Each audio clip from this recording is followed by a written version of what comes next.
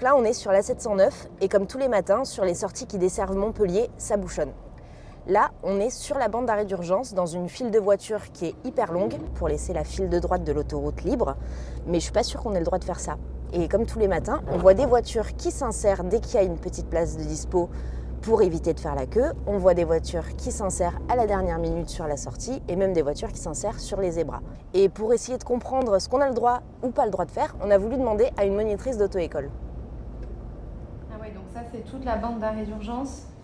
Oh, mais il y a beaucoup de bouchons là, c'est des kilomètres.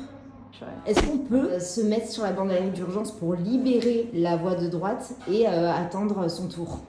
Alors non, pas du tout. On ne peut pas obstruer la bande d'arrêt d'urgence. C'est vraiment une voie réservée pour les pannes et les urgences.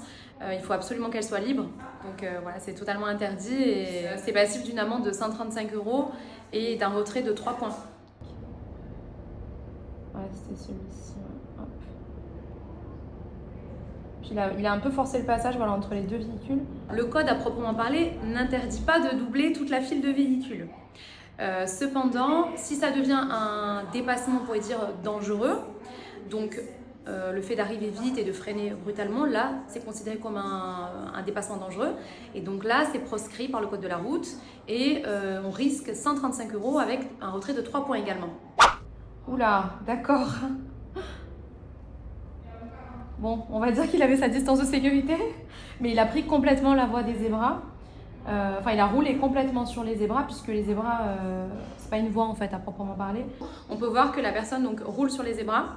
Donc là, on est sur un non-respect du marquage au sol.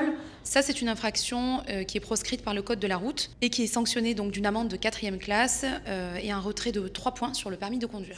Si on analyse un petit peu les 3 cas de figure, finalement, ceux qui doublent par la gauche, ça va être la situation la plus tolérée par le code de la route.